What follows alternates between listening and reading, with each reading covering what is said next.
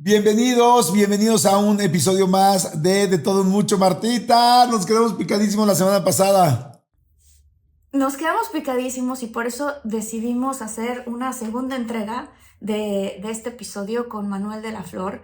Los que no han escuchado o no han visto el primer episodio, hablamos de cómo estamos viviendo en una realidad holográfica y de cómo hay maneras de poder accesar a una forma de poder manifestar, modificar, incluso sanarte a través de esta conexión y de esta manera de llegar a ese punto, digámoslo, de una conciencia superior, que todos lo podemos hacer. Entonces, puedes lanzarse este episodio si te interesa ese tema. Está interesantísimo. Sí, Y por eso decidimos hacer esta segunda parte, ya que tenemos a Manuel aquí y que sabemos que pues no da tantas entrevistas y estamos muy agradecidos de que estás con nosotros, Manuel. Ay, Jordi, qué emoción. ¿Qué quieres preguntar? Porque sé que no lo tenemos mucho tiempo, pero yo tengo también muchas preguntas. yo lo que les puedo decir a toda la gente que nos está escuchando, viendo, es váyanse al episodio pasado. Tienen que ver la entrevista, porque la verdad está fantástica, y con Manuel de la Flor, y ver para que puedan tener todo el recap de lo que pasó anteriormente con lo que acaba de decir mi querida Marta. Y ahora sí, vamos a tener, porque él está en Inglaterra, Marta está en Los Ángeles, yo estoy en la Ciudad de México. ¿Y qué? Y ustedes no sé dónde, pero gracias por estar con nosotros. ¿Arrancamos, Martita? Arrancamos.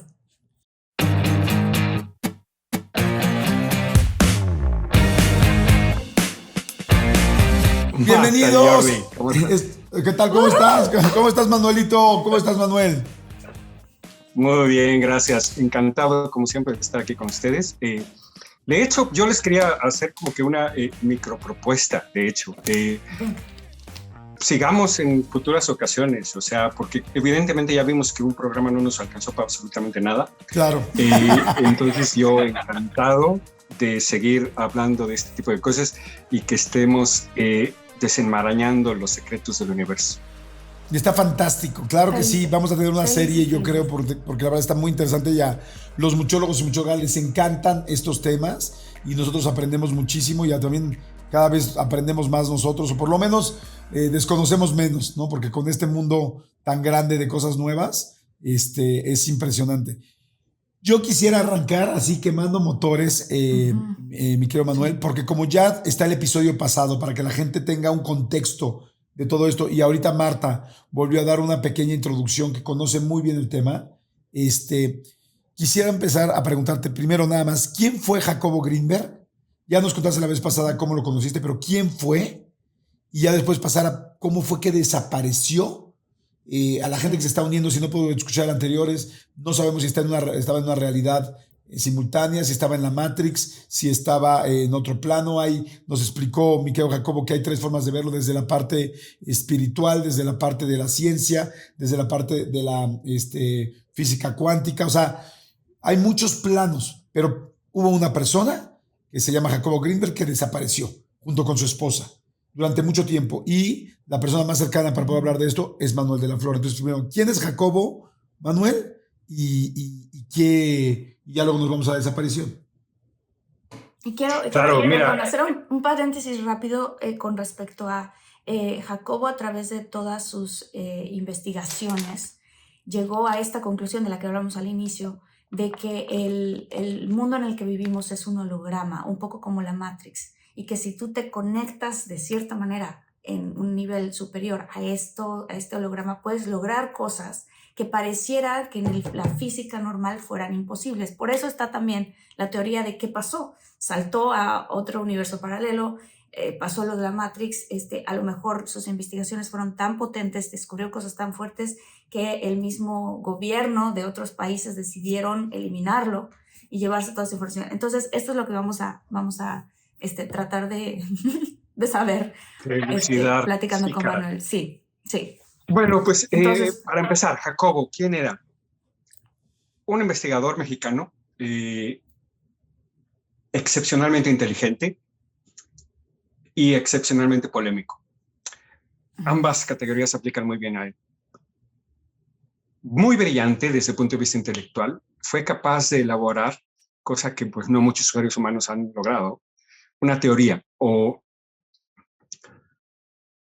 digo, para ponerlo un poquito más en contexto, Jacobo intenta hacer o intenta explicar cómo es que el cerebro es capaz de crear la conciencia o crear la experiencia.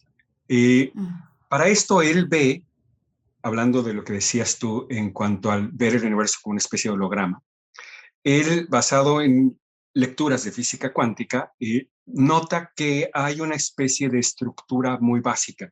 Él le llama latiz. No es un concepto o palabra que sea tan utilizada en física contemporánea, pero durante un tiempo se utilizó este concepto. ¿Qué es la latiz? Es algo así, como un entramado extremadamente complejo ilimitadamente complejo, de hecho, de energía organizada.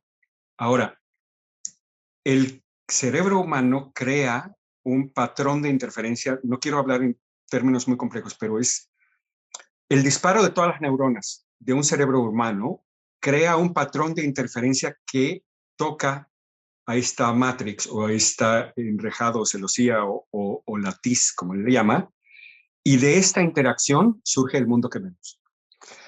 Lo cual es una idea extremadamente brillante y que, por supuesto, les decía yo, pues no cualquiera se inventa de la nada una teoría acerca del mundo o acerca de por qué vemos lo que vemos, etc.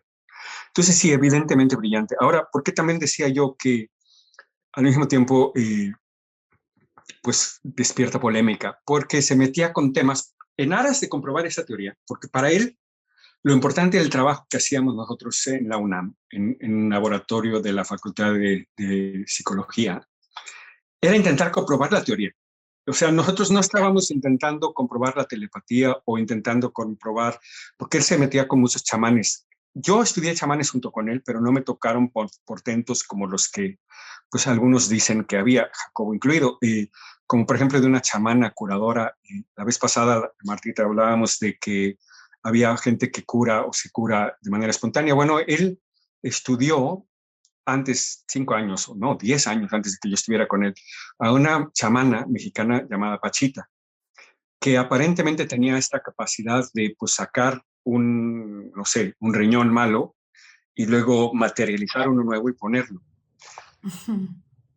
Eso está pesado, ¿no? Entonces, claro, pues Jacobo, hablando de este tipo de cosas, pues obviamente es inmediatamente repudiado por la comunidad científica tradicional, porque dicen, no, eso son charlatanerías, etc. El problema es que sí hay mucha charlatanería. El problema es que sí, 9 de cada 10 chamanes quieren sacar dinero o pretenden ser los grandes iluminados, o la modita esta actual de que yo ya soy más, yo ya soy espiritualmente más avanzado, ¿no? Entonces, yo ya no me fijo en esas cosas como la socialité, yo ya soy más elevado. No. Si te crees algo y si te asumes algo, perdóname, pero no eres. Para ser más espiritual, porque nadie puede ser más o menos espiritual, esa es una barrabasada, esa es una tontería. Todos somos lo mismo, todos estamos al mismo nivel. Que algunos tengamos más capacidad de introspección es distinto, y que la capacidad de introspección te haga más humilde y que te haga más sensible a los demás es distinto, pero no te vanaglorias de eso, tú no te precias de ser más o menos que nadie. Perdón. Entonces, sí, Jacobo sufrió, digamos, persecución por esta rama de filósofos y de científicos fundamentalistas de la corriente dominante, ¿no? Pero insisto, para Jacobo lo importante no era el fenómeno en sí, a pesar de que es fascinante, sino él es el hecho de que si hay una persona que tiene un estado de concentración tal que permite que esta persona esté más en contacto con esa latiz o esa matrix que el resto de nosotros, pues en teoría debería ser capaz de alterar la misma matrix. Como Neo en la película de Matrix. Claro. Literal. Neo lo que hace es darse cuenta, como en esto de contábamos la vez pasada, lo digo brevemente para quien esté llegando esta semana, acerca de los sueños lúcidos. y acerca de cómo un sueño lúcido es un sueño en donde tú de repente, en vez de seguir ahí dentro de la trama de todo lo que está sucediendo, dices, espérame, esto es un sueño. Y entonces es como despertar dentro del sueño o como volverte Neo dentro del sueño.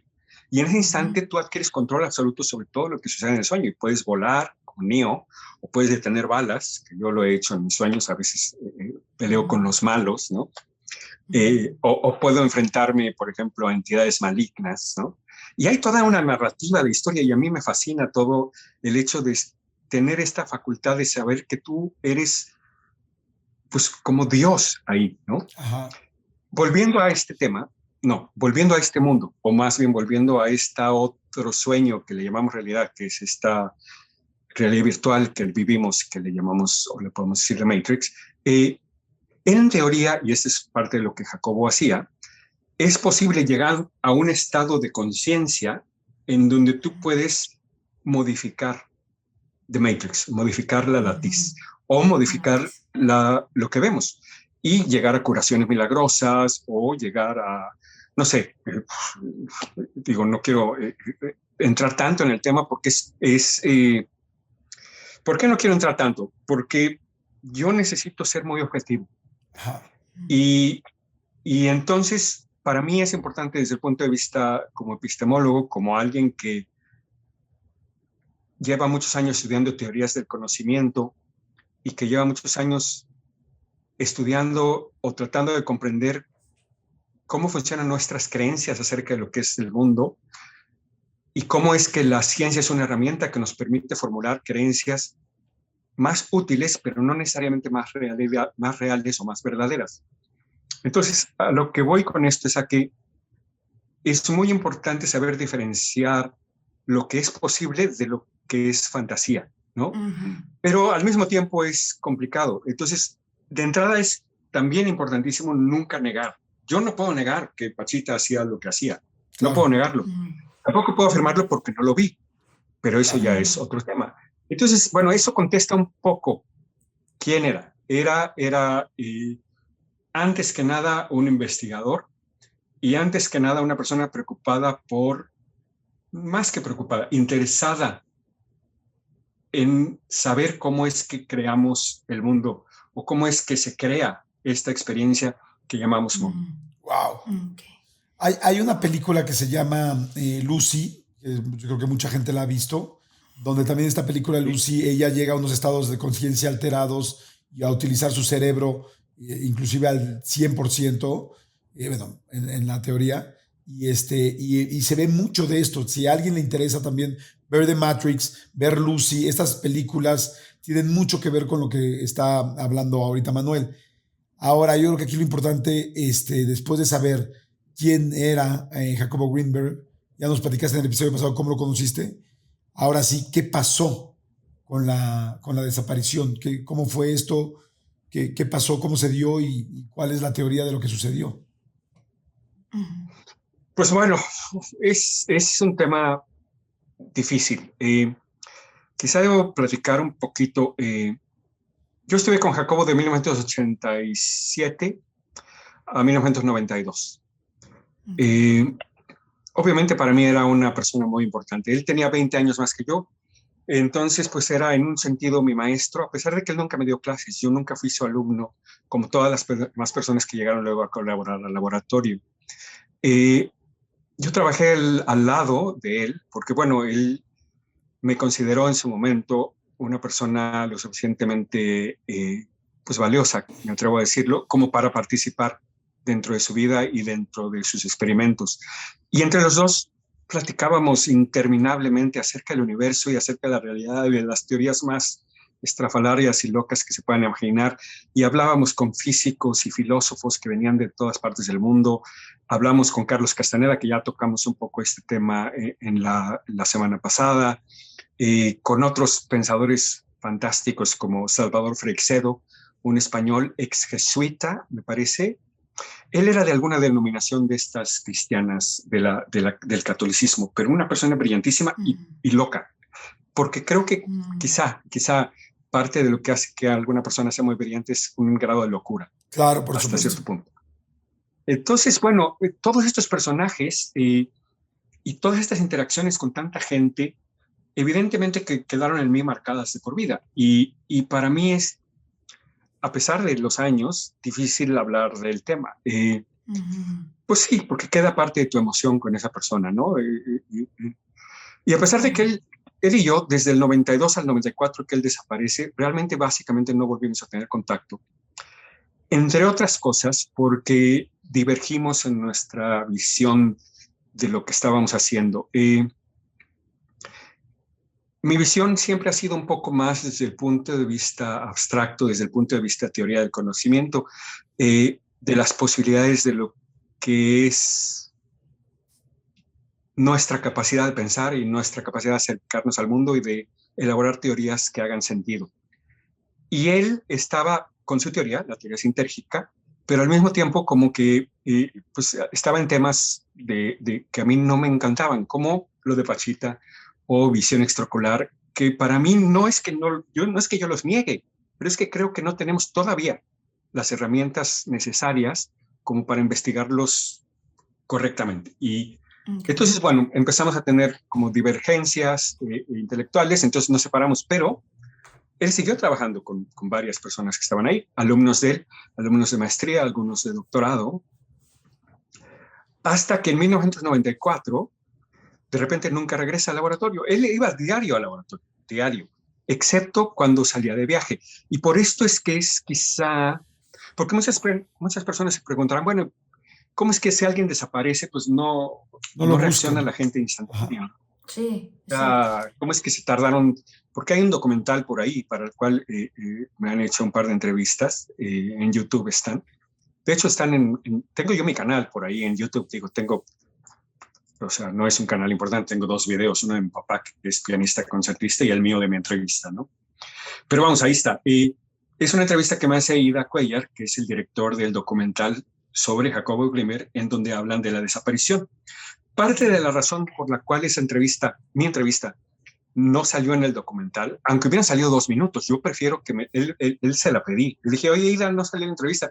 No, Manuel, una disculpa, es que por cuestiones de edición y porque para ellos era también importante desde el punto de vista mercadológico darle un tinte, quiero decirlo, amarillista, hasta cierto punto. Porque sí, es obviamente importante que el tema es escabroso, el tema es difícil, y hay personas que se van por una visión de que si se lo llevó la CIA, de que si se lo llevó algún ovni, que si se fue a otra dimensión, y esas obviamente son teorías mucho más llamativas. Mi teoría personal es mucho más aburrida, y lo dije en la entrevista. La mujer, que también desaparece, pero después. La esposa de él, ¿no? Desapareció, pero no al mismo día. Okay. No. Y de hecho fue la segunda razón por la que yo me alejé de Jacobo. Parte era una divergencia intelectual, pero esa no era la razón real. Siento yo que la razón al final de peso fue que la mujer de Jacobo no me quería. Jacobo trató de que trabajáramos ella y yo porque Jacobo estaba como organizando grupos. Habíamos, no sé, 10 personas colaborando con él, o no me acuerdo cuántas, ¿no? O sea, hacia 1991, 92. Y hacía como equipos de trabajo para experimentos específicos. Uno de los experimentos más famosos que hicimos, por ejemplo, eso lo hicimos Jacobo y yo nada más, pero luego lo replicaron otros alumnos, se llama el potencial transferido. Es un experimento que les describo muy brevemente. Conectábamos a 2 personas con estos electrodos para ver el electroencefalograma de la persona. Y las hacíamos estar juntas en un estado de meditación y luego las separábamos. Las separábamos en 2 cámaras de Faraday. Estas cámaras que están electromagnéticamente aisladas una de la otra. Y luego estimulábamos a una de estas personas con una flash de luz, porque el flash de luz produce en el cerebro una respuesta muy conocida y muy predecible, que son las neuronas de la corteza occipital reaccionando al estímulo de la luz, el flashazo. Curiosamente, en la persona que no estaba viendo la luz, pero que había estado conectada con esta persona primero, en su cerebro también descubrimos que estaba la misma respuesta. Entonces, pues esto fue un parteaguas. En esta como especie de cámara, aislados completamente, magnéticamente aislados, de todas maneras recibía Sí. el mismo estímulo, digamos. Okay. Wow. Exacto. ¿Por qué? Y de hecho, este experimento se nos ocurre, bueno, se me ocurre a mí. Es que a mí no me gusta hablar de mí mismo, pero bueno, las cosas como son. Se me ocurre a mí en un congreso en Querétaro, Ajá. porque Jacobo trabajaba poniendo a personas sentadas juntas y a meditar, y luego las separaba y trataba de ver si había correlación entre las personas, o sea, en correlación entre sus cerebros después de haber estado juntos. Y yo le dije, oye, pero ¿no sería mejor que pudiéramos medir la respuesta específica en un cerebro en vez de estar midiendo las ondas al azar? Y le digo, vamos a estimularlo a uno de ellos y vamos a ver qué sucede en el otro. Pues le encantó la idea porque obviamente refuerza la idea de su teoría, la teoría sintérgica, en donde esta interacción de nuestro cerebro con esta matrix o con esta latiz, que es la que produce lo que vemos, etcétera, en ese punto estamos todos conectados. En ese punto todos somos lo mismo. Hay un fenómeno en física cuántica que no sé cómo traducirlo en español, entrelazamiento cuántico, entanglement. Sí, Ajá. es entrelazamiento cuántico. Ajá. Sí. En donde se ha demostrado que si tú tienes dos partículas, las haces interactuar y luego las separas, lo que ocurra en una altera instantáneamente lo que ocurre en la otra. Wow. Pero instantáneamente me refiero muchísimo más rápido que la luz. La luz no es instantánea, la luz tarda 300,000 kilómetros, aunque es una velocidad gigantesca. La luz tarda un segundo en ir de aquí a la luna. La luz tarda 8 minutos del Sol al llegar a la Tierra, horas en llegar a Júpiter. O sea, aún a la velocidad de la luz, la estrella más cercana que no sea el Sol, que es Próxima Centauri, está a 4 años luz. O sea, a la velocidad de 300,000 kilómetros por segundo, te tardas 4 años y en esto llegar a eso. rompe todo eso. Esto es inmediato. Exacto, porque tú puedes estar en otra galaxia y la conexión es instantánea. ¿Por qué? Porque ahí no hay espacio y ahí no hay tiempo. En esa dimensión, todo es uno. Todo es uno y no hay todo, porque ahí a mí me vuela todavía la cabeza. Ahí se demuestra cómo ni el espacio, ni el tiempo, ni los objetos, ni nada de lo que vemos y tocamos y pensamos que ahí está, es real. Nada. Todo es construido, todo es alucinado, dicen algunos de los investigadores más recientes en ciencias cognitivas. Hay uno, Anil Seth, habla de este fenómeno de alucinación. Hay otro, Donald Hoffman, que está hablando de que lo que vemos es como sistema operativo. Personalmente yo prefiero decir que es como una realidad virtual y también lo denomino yo como un sueño. O sea, literal, y esto lo hablamos la semana pasada, literal, lo que nos hace ver esto aquí, lo que todos ustedes, Marta, Jordi y todas las personas que nos hacen el favor de vernos, todo lo que ven en este instante a su alrededor es un producto de nosotros, o sea, de nuestra interacción con esta realidad última, con como le gusten llamar. Entonces, bueno, que si Jacobo o no desaparece en esa Matrix, sí, al final. Si es muriendo, yo temo que sí. Y le di muchas vueltas porque quería yo llegar al punto y dar contexto a la audiencia. En la película se mencionan pues estas teorías de que Jacobo, por ejemplo, se lo lleva a Carlos Castaneda. Carlos Castaneda era un brujo, ¿no? Que nos invitaba, de hecho, nos invitó a ser parte de su grupo en Los Ángeles, precisamente. Él vivía ahí. A mí me decía, vente conmigo, porque le encantaban mis sueños lúcidos. De hecho, hablamos extensamente de los sueños lúcidos. Yo tengo una buena capacidad desde niño, ¿no? De ser soñador lúcido y tengo mis técnicas y todo. Entonces, bueno, platicábamos de eso, pero al final de cuentas, pues había este rumor de que si se lo había raptado Castaneda porque al final estaban peleados, o de que si se lo había raptado la CIA porque estaba haciendo experimentos demasiado avanzados. Yo tengo que desestimar esas teorías como fantasiosas, personalmente, no me consta, obvio. ¿Por qué? Porque Russell Tarr, Harold Puthoff y N cantidad de investigadores desde los 60s estaban haciendo lo mismo que Jacobo hacía en los 80s. Revisión remota, telequinesis, telepatía, visión a distancia, lo que ustedes gusten, ya lo habían hecho. no nada más vigilados por la CIA, sino a veces pagados por la CIA, porque obviamente, ¿quién no quiere tener el conocimiento de, oye, qué están haciendo? No quiero tocar el tema porque los rusos en este momento también están haciendo algo nada agradable, pero ¿qué están haciendo nuestros enemigos, no? Oye, pues en vez de no hay un satélite, pues no tiene la capacidad, etcétera, etcétera. Pues qué mejor que meter a alguien en la sala privada donde están ellos. Obviamente la CIA tenía un interés, obvio, pero hasta económico, a veces hasta financiaba estos proyectos, pero estamos hablando de los 60, 70 del siglo pasado. Entonces, yo por eso desestimo esa idea. Todo lo que hacíamos con Jacobo está abierto al público. Los experimentos están publicados, están en gacetas en física y de neurofisiología y de psicología. Lo presentábamos en congresos internacionales. O sea, todo está abierto. No es que hiciéramos algo tan oculto y tan remoto que no. En cuanto a qué pienso yo personalmente, como les decía, es la mujer que la traía contra mí.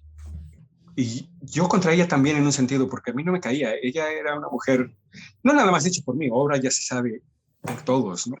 Que era una mujer muy conflictiva. Entonces, a final de cuentas, yo creo que una de dos, o ella lo mata en un arranque de celos, o a Jacobo le da un ataque cardíaco, se muere y a ella le entra el pánico de que la van a acusar de homicidio y se deshace del cadáver, porque ellos vivían en una comunidad aislada en Morelos, lejos, o sea, no vivían en una ciudad, donde es más difícil como que sacar un cadáver de una casa, ¿no? Pero pues si estás en el campo, a la mitad de la nada, pues, es relativamente más fácil sacar un cadáver. Claro. Por ahí está en la investigación en el documental, de que ella tenía como una chichingle, un ayudante, como se le quiera llamar, que pudo haber hecho esto. Entonces, yo sí me voy por esa teoría. Wow.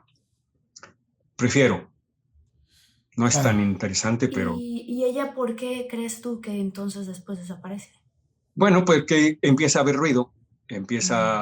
Cuando Jacobo desaparece, meses después se empieza a buscar. Bueno, es que esto se quedó incompleto de hace ratito que les comentaba yo. Al principio nadie pensaba raro, porque Jacobo de repente se desaparecía. Y es que Jacobo de vez en cuando se iba a la India, porque él estaba mucho con cuestiones de meditación y de, como les decía yo, de estados de conciencia no ordinarios. Estudiábamos chamanes en México. Y él también estudiaba pues gente que hacía meditación en la India. Él viajó varias veces a la India. También viajaba a Israel y, o sea, se ausentaba. Entonces al principio nadie le llamó la atención. Bueno, pues qué raro, ¿no? Pues no ya vendrá, ya llamará, ya se comunicará. Claro. Pero pasados los meses, cero, silencio, silencio, silencio, hasta que pues ya la familia se empezó a alertar. La hija se empezó, pues también, porque la hija era la adoración de Jacobo, Stusia, que nos está viendo por ahí. El laboratorio era obviamente la otra adoración de Jacobo, el laboratorio era su vida. Entonces, el hecho de que nunca se volvió a comunicar, pues empezó a despertar sospechas. La gente que trabajaba ahí con él, pues empezó a sacar de onda, y luego pues ya entró la policía, entró la familia, etcétera, etcétera. Y durante meses, y eso está documentado en el documental. Está ¿eso en el documental? Está plasmado, ¿no? En el documental que hace Ida, toda esta investigación de la policía, en donde estuvieron pues hasta personalidades de la política involucrados, ¿no? Porque pues había como que una búsqueda fuerte de él, pero pues no se volvió a saber nada. Wow, a mí me parece... Perdón, me habías dicho de Marta. Marta, me habías dicho de la mujer. Sí. Pues sí, la mujer, si ella considera que podían a ella decirle, oye, ¿sabes qué? Pues te vamos a meter a la cárcel porque tú lo asesinaste, pues ¿qué va a hacer ella? Pues desaparecerse, así de simple. Claro. Oye, a mí entonces, claro. Adelante, Martita, adelante. No, tú, Martita, por favor. Tú, Martita, adelante. No, pues iba a decir que es un tema súper fuerte también para la hija, ¿no? O sea, todas estas diferentes teorías, incluyendo esta también. Sí. Sí.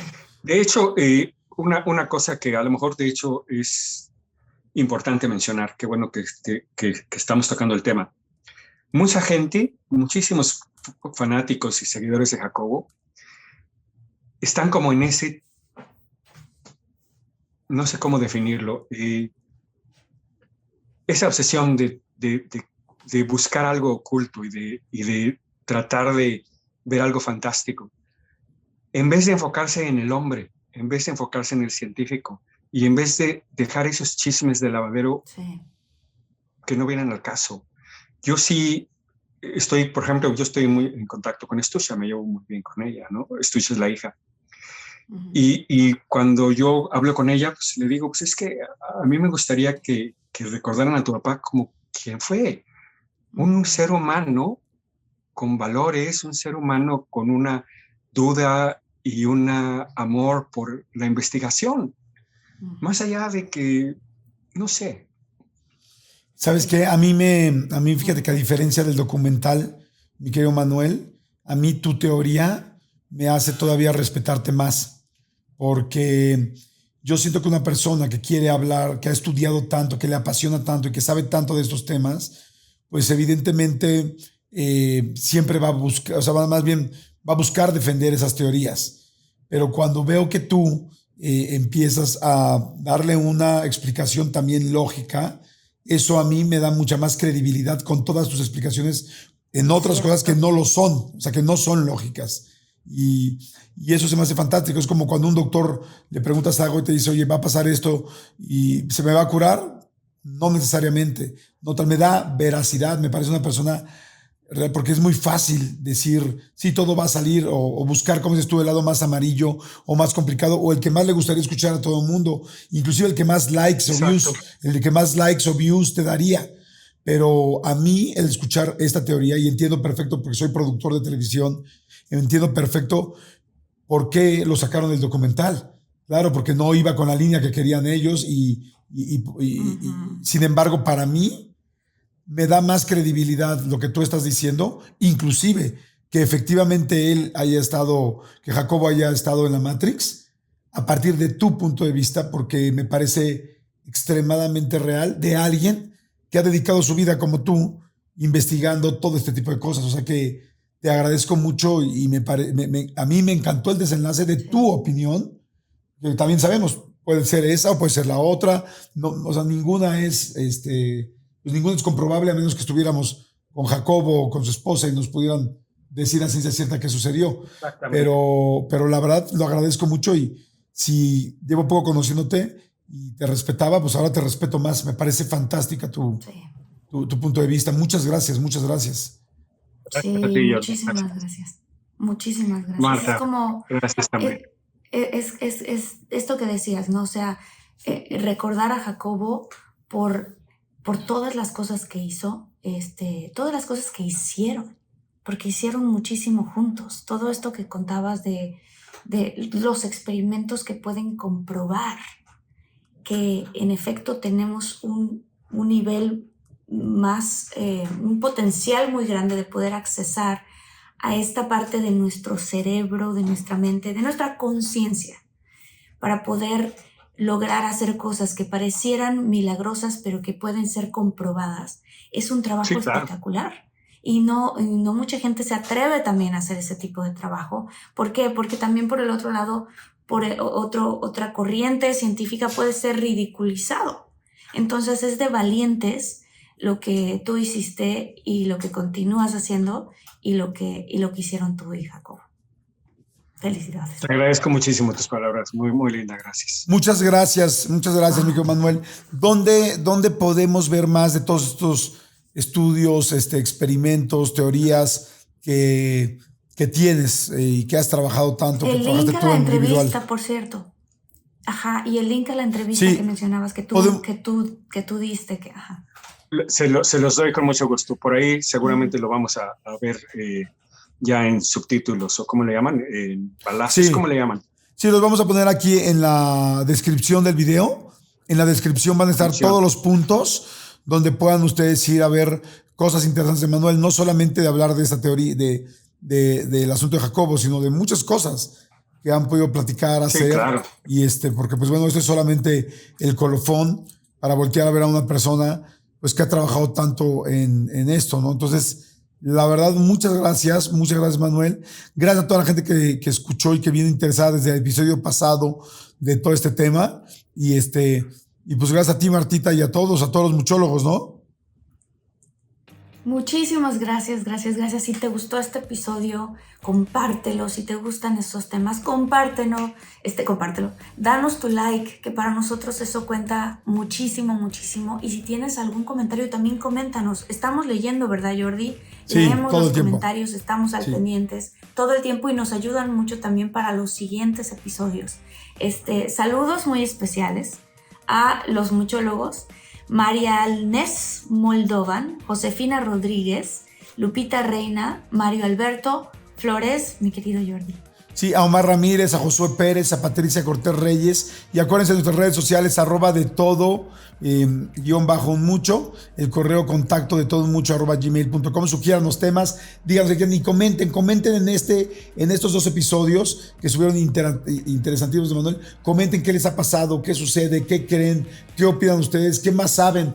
Porque pues la investigación no termina nunca y siempre podemos escuchar un punto más de otra persona que nos llame la atención y pues piensan más, no sé, 1 millón de muchólogos, 3 personas que estamos aquí. Gracias, muchas gracias. Nos vemos y nos vemos en el siguiente episodio. Gracias, Manuel, bye. Gracias. Chao, Gracias a ustedes. Gracias.